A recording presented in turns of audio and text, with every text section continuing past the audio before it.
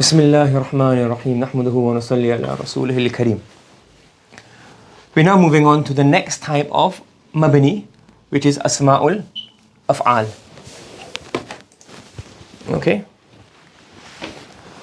And altogether, we have 8. We have 8 types of mabni. The first was mudmar, with then all with the detail, asma'ul ishara, and we finish off al-mawsool.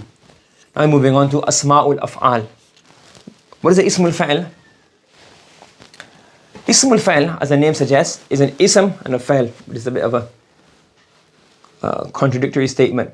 But it's ism from one aspect, fa'il from another aspect. It is ism from the aspect that it doesn't have alamatul fa'il. It doesn't have a tasrif, it doesn't have ta'nith al-maftuha. Sorry, ta'nith al-maftuha, for example, it doesn't have a ta like darabat. So the alamat of a fa'il are not found in this. So therefore, we have to categorize it in an ism. But in terms of the meaning, it depicts a fa'il meaning. So it's ism min haythul alamat, from the aspect of the what it contains. You call this an ism. But in terms of its meaning and that it depicts and it portrays, it's called a fa'il. So ismul fa'il are 3 types, because fa'il are 3 types, madi, mudari, amr. So similarly, ismul fa'il is also of 3 types. For some reason, the author of Hidayatun Nahw, he didn't mention al-mudari. He just mentioned madi and amr. He didn't mention the mudari. But all 3 occur in the Arabic language, i.e. you get ismul fa'il, which depicts a fa'il madi meaning. So for example, hayhata lima tu'adun, hayhata ba'uda, far. It's very far what you are being warned and threatened of. And then the hayhata is repeated for tawkeed lafzi.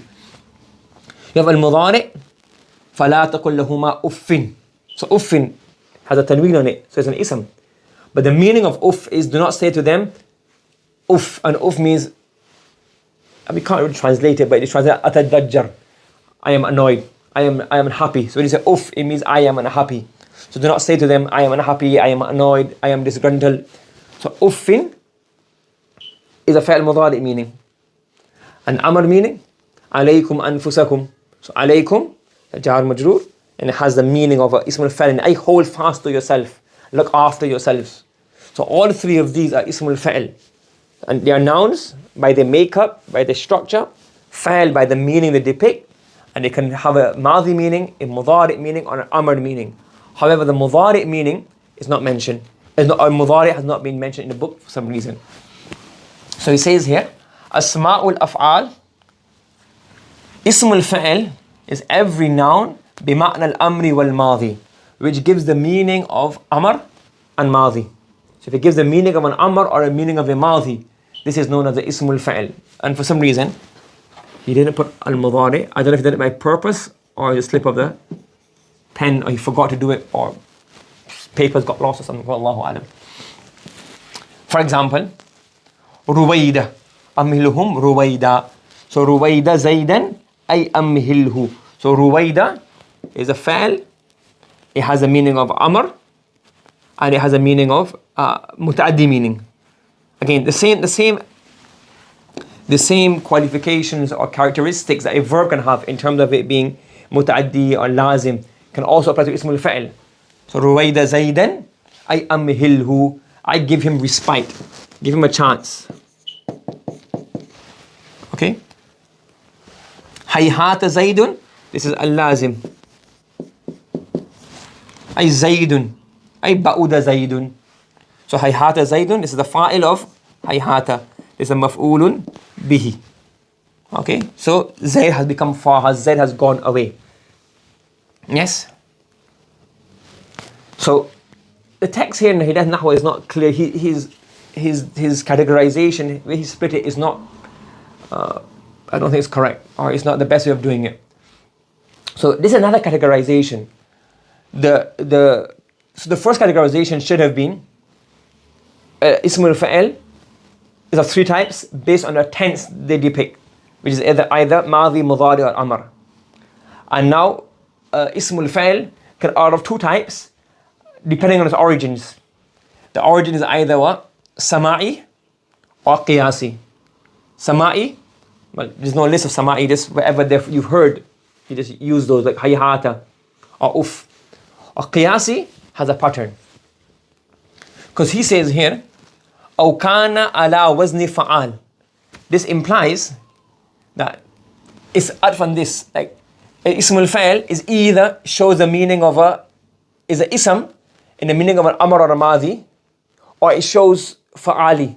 So he's discussing two separate. It's like saying a noun is either mudhakkar or mu'annas, or what is marfu or mansub. It's two different aspects. So this text, it's a new aspect altogether. So this aw, I don't think this isn't explained it properly. So from here, it's a new type altogether. So the first sentence was depicting the type of ism al-fa'il based on its tense. Now he's analyzing, he's not mentioned sama'i, but one is sama'i, or next is qiyasi. Or so the next type of ism al-fa'il are those which are on the pattern of fa'al. So if it's a pattern, it's qiyas. I.e., you can put any verb on the pattern of fa'ali with a kasra, and it has a meaning of amr. Okay? وَهُوَ مِنَ الثُّلَاثِيِّ قِيَاسٌ. It is a rule on ثُلَاثِ مُجَرَّد. For example, darabi, hit. Sama'i, listen.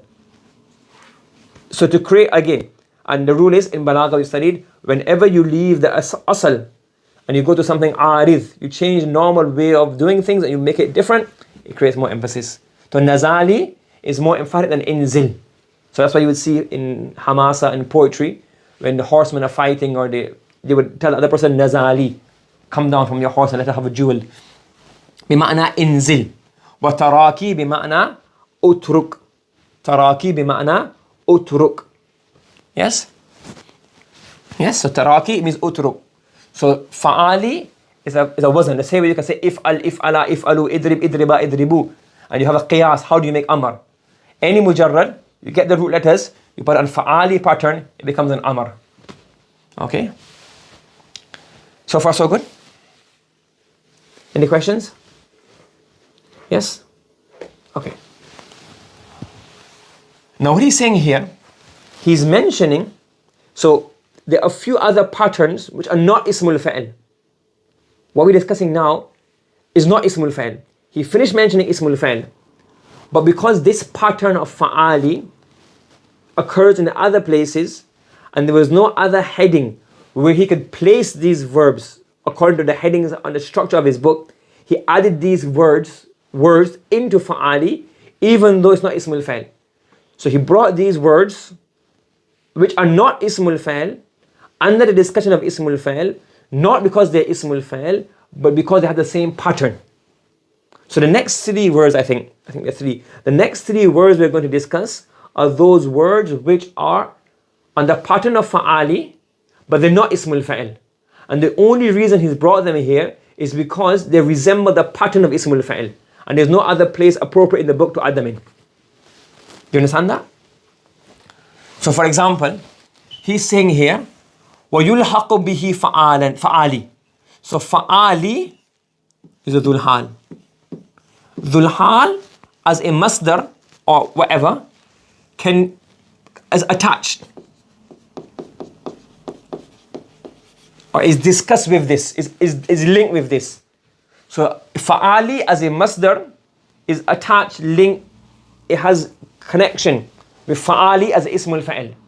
So what he's saying here, fa'ali can also be used masdaran ma'rifatan kafajari bima'na al-fujur.